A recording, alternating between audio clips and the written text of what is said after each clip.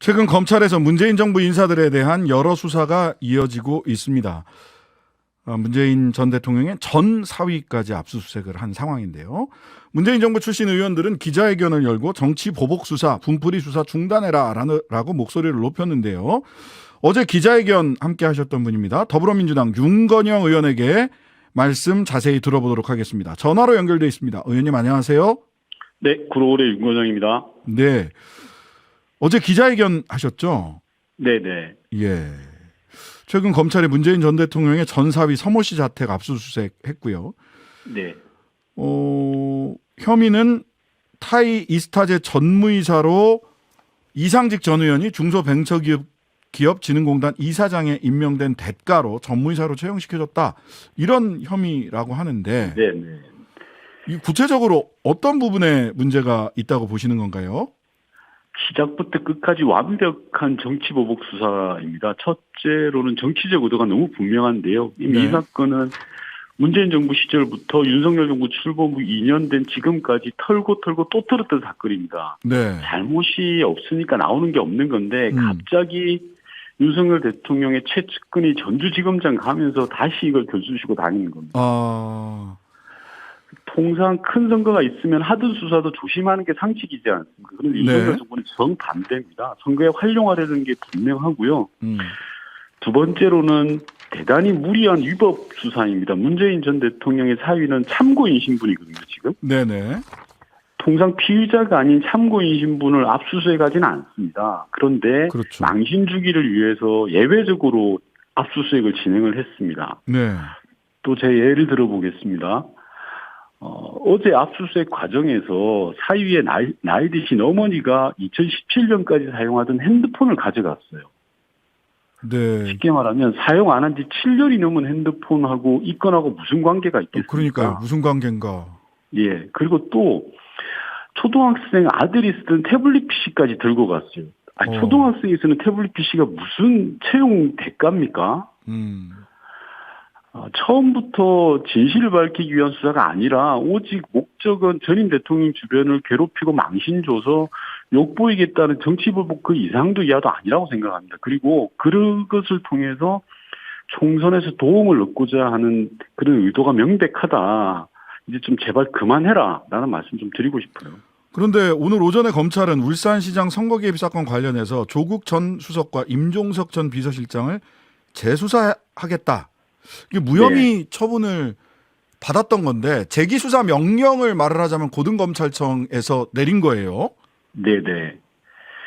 이것도 말도 안 되는 게요. 국민이 부여한 수사권을 자기 입맛대로 이렇게 쓰니까 검찰 독재 정권이라는 소리가 나오는 겁니다. 이 사건은요. 윤석열 검찰총장 시절에 임종석 전 비서실장은 소환 조사를 다 했어요. 기소조차 못했던 거고 조국 전 수석은 당시에 소환도 못할 정도로 연관성을 찾지 못했던 겁니다. 네네.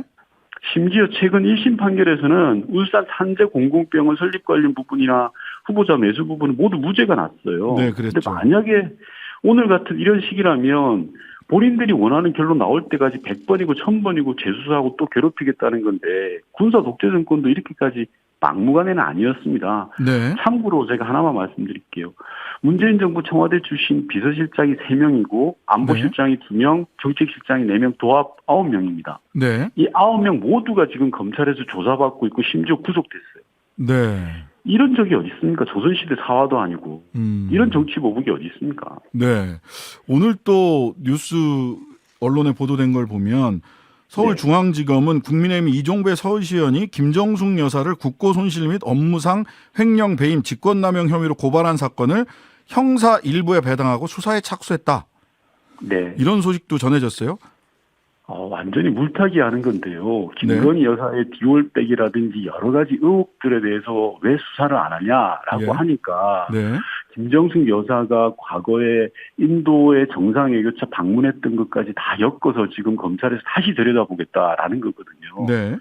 아니 인도의 모디 총리가 우리나라 문재인 대통령 보고 와달라고 했는데 대통령이 일정상 못 간다 그래서 그러면 영부인이라도 와주셔라라고 해서 갔던 겁니다. 정상회견을 했던 건데 그걸 조사하겠다고 하고 있어요. 제발 김건희 여사 디올백이라도 제대로 좀 조사했으면 좋겠어요. 네. 결과적으로 오늘 김기현 대표가 그 속내를 솔직하게 있는데 네. 문재인 전 대통령이 선거 공작의 몸통이다. 네. 문재인 전 대통령에 대해서 수사해야 한다. 네. 이렇게 이제 깔때기처럼 그 얘기가 귀결될 것 같아요. 맞습니다. 지금 국민의힘과 검찰이 노리는 건 문재인 대통령이라는 의심을 강하게 가질 수밖에 없는데요. 네. 제가 노무현 대통령 시절에 청와대 정무기획 비서관을 했는데 마치 노무현 전 대통령 수사와 아주 유사한 흐름으로 가고 있다는 느낌이 강하게 듭니다.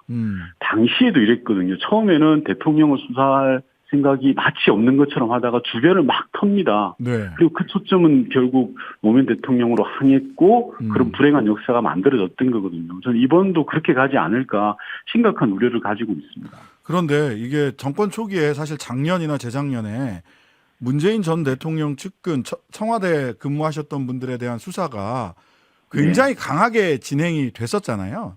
네네. 그랬다가 국민들 뇌리에는 한동안 잊혀졌어요. 뭐 이게 끝났나 네네. 보다 싶은데 지금 다시 이렇게 요 어제 그제 사이에 오늘까지 네네. 굉장히 강하게 수사가 진행이 되고 언론에 많이 노출이 되고 있습니다. 네. 왜 한마디- 지금입니까? 한마디로 선거죠. 아, 4월 10일 총선이 있으니 문재인 전 대통령 또는 전임 정부와 관련된 사람들에 대한 무차별적인 막가파식 수사를 통해서 뭔가 있는 것처럼 흠집이 있는 것처럼 몰아가는 거고요.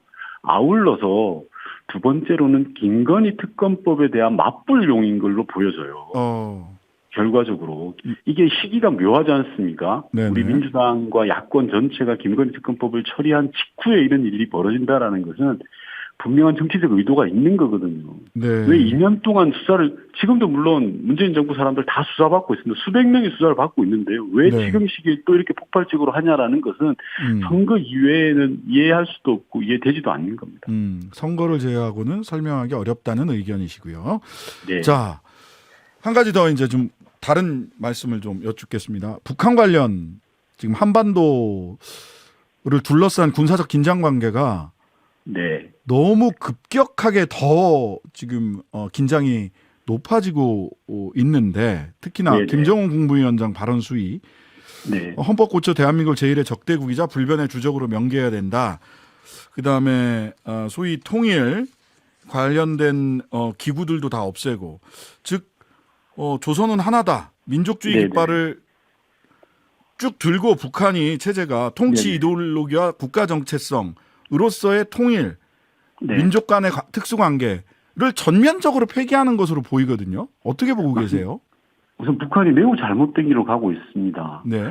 최근의 모습은 이전과는 확연히 다릅니다. 김정은 위원장이 그동안 북한 사회에서 절대적이었던 김일성과 김정일의 유흥까지 뒤집었습니다. 네, 그랬죠. 조금 전에 말씀하셨던 조선은 하나다라는 것은 북한 정권 수립 이후 70년 동안 거의 신성 불가침의 영역이었습니다. 물론 대외 명분용이긴 했습니다만 네. 그런 대남 정책을 뿌리부터 완전히 뜯어고치고 있습니다. 한마디로 이야기하면 대한민국을 더 이상 대화의 상대로 보지 않겠다. 적대국과 동일하게 대우하겠다라는 겁니다. 네. 분명한 것은 이런 변화는 북한에게 단 1도 도움이 안 됩니다. 전 세계가 북한을 주목하게 하는데 일시적이고 단순한 효과는 얻을 수 있을지 몰라도 전혀 도움이 안 되고요. 네. 특히 북한 당국자들이 전쟁 운운하는 것은 자회행위일 뿐입니다. 한반도에 전쟁이 나면 우리 모두가 피해를 입을 수밖에 없습니다. 네. 자, 그러면서 오늘 제가 어제 오늘 굉장히 여기가 진짜 위험해질 수 있겠다라고 생각한 부분은 NLL 북방 한계선 인정할 수 없다. 네네. 이 발언입니다. 사실 여기 이 북방 한계선이라는 게 뭐 우리 남쪽 군인들이 그 이상으로 가지 않는다라고 하는 의미로 그어졌다고 미국 문서에는 나와 있긴 한데 네네. 이 NLL을 그 경계로 해서 그 부근에서 네. 해상에서의 군사적 충돌 위험 가능성이 너무 높아지는 거 아닌가 네. 그런 걱정이 드는데 어떻게 보고 계세요? 저도 심각하게 걱정하고 있고요. 정말 걱정됩니다. 네. 특히나 이제 문재인 정부 때 맺었던 9.19 군사 합의가 네. 있었습니다. 아시겠지만 9.19 군사 합의가 이후로는 북한의 대남 침투 국주 도발이 단 한 건도 없었거든요. 그런데 윤석열 정부 들어서 일종의 방어벽이었던 9.19 군사 합의를 파기를 해버렸어요. 네. 그리고 수십 건의 지금 국지 도발이 벌어지고 있는 상황에서 더군다나 북한이 이런 NLL을 인정할 수 없다라는 이야기를 하는 것은 정말 심각한 상황이 벌어질 수 있다라는 걱정들을 하고 있습니다. 그런데 그 9.19 군사합의로 군사적 충돌이 없었다. 네네. 라고 정부 여당 쪽에 묻거나 국방부 장관에게 물으면 가짜 평화다 그거는 이렇게 얘기를 하거든요. 가짜 평화보다는 압도적 힘에 의한 평화 내지는 뭐 전쟁을 불사하는 결의와 전쟁 불사가 가짜 평화보다 좋은 거다라고 하는 입장이신 것 같아요. 아니 저는 국방부 장관이나 윤석열 대통령이 아주 강하게 이야기하시잖아요. 네. 전 만약에 북한이 도발이 있다면 당연히 응징은 당연합니다. 네. 대한민국 국민을 우리 정부가 지켜야죠. 네. 그러나 문제는 북한 도발 자체가 없어야 되는 거 아닙니까? 네. 속된 표현으로 미사일 쏘고 나서 응징하면 무슨 소용이 있습니까?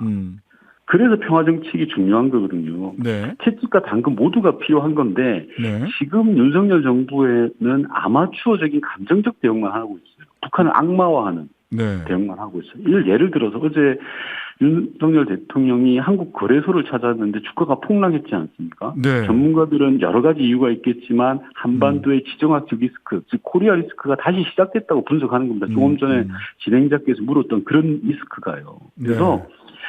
저희가 계속 이야기하는 게 한반도에서의 평화는 곧 경제다라고 하는 이유가 바로 이런 이유인데 네. 여전히 현 정부는 정신을 못 차리고 있는 것 같아서 걱정이고요. 네. 한반도 정책의 기조를 180도 바꿔야 됩니다. 네.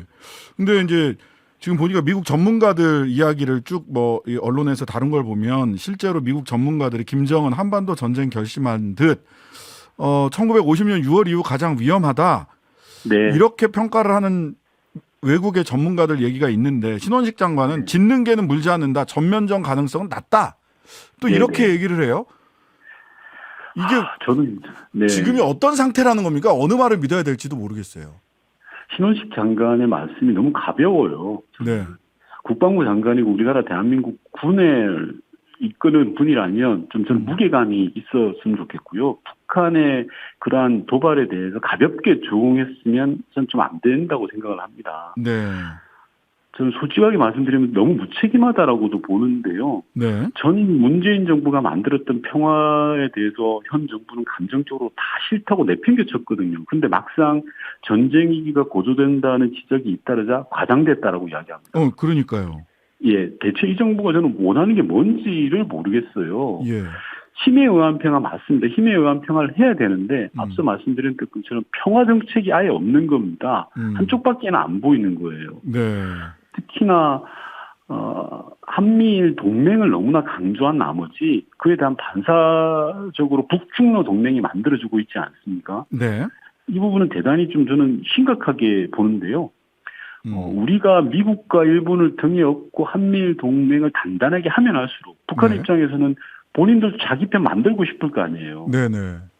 그래서 최선희 외무상 푸틴 방문 면담 이전부터 북한은 북중로 동맹을 매우 강화해 왔습니다. 네. 여기서 한미일 동맹과 북중로 동맹이 힘의 대결을 펼치면 펼칠수록 손해보는 쪽은 누구겠습니까? 한반도거든요. 네네. 긴장이 높아지면 작은 스파크 하나에도 큰 불이 나지 않겠습니까? 네네. 따라서 이전 정부들은 북방 정책을 통해서 그 위험성을 제거해 왔어요. 즉 한미 동맹을 강화하지만 균형 잡힌 대러 외교, 대중 외교를 통해서 북중로 동맹이 힘을 발휘하지 못하도록 한 겁니다. 네. 그런데 여기서 중요한 게 윤석열 정부는 북방 정책이 무너져 버렸어요. 네. 그래서 외국의 전문가들이 더 걱정을 하는 겁니다. 북한의 도발을 제어할 수 있는 중국과 러시아의 레버리지 효과가 완전히 무너져버린 상황이니까 네. 더 걱정을 하게 되고 코리아 리스크가 더 올라가면서 주가가 반영되고 주식이 떨어지는 겁니다. 자, 이 어떻게 변화의 가능성이 있는지는 모르겠습니다만 지금 큰 정책이 달라지더라도 우발적 군사적 충돌이나 군사적 긴장 관계가 더 높아지는 것은 좀 막아야 되지 않나. 여야를 막론하고 하는 게 이제 국민들의 바람일 것 같습니다. 지금 네네. 정부에서는 좀 어떤 조치를 북측이 이렇게 막 가는 발언을 수위 높은 발언을 하고 있는 이 상황에서 윤석열 정부 적어도 어떤 정책을 좀 취해야 될까요? 우선 힘에 의한 평화, 전 그 동의합니다. 우리 네. 힘이 있어야 됩니다. 그래야 우리 국민을 지키죠. 그런데 상대를 악마로 보고 대화조차 하지 않는 것은 대단히 아마추어라고 생각합니다. 네. 전쟁 중에도 대화는 하지 않습니까? 근데 지금 현 윤석열 정부는 북한을 악마화해서 국내 정치적으로는 얻을 수 있는 게 있을지 몰라도 대한민국 전체 국익으로는 오히려 마이너스입니다. 네. 그래서 저는 힘에 의한 평화도 좋고 다 좋은데 평화 정책이 무엇이냐라는 것들 그리고 그에 대한 전면적인 정책 기조를 바꾸자라는 제안을 좀 드리고 싶은 겁니다. 네. 지금까지 더불어민주당 윤건영 의원이었습니다. 오늘 말씀 감사합니다. 네. 하루 종일 기다려지는 진짜 시사. 평일 저녁 6시 5분 신장식의 뉴스 하이킥.